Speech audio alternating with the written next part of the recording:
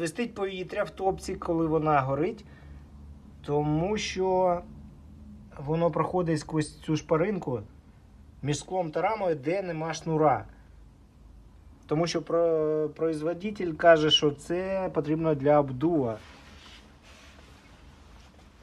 щоб скло оставалося чистим. Але насправді обдув потрібно, чи найкраще, коли він з самої топки йде на скло, а топка остається повністю герметичною. Повітря заходить з вулиці.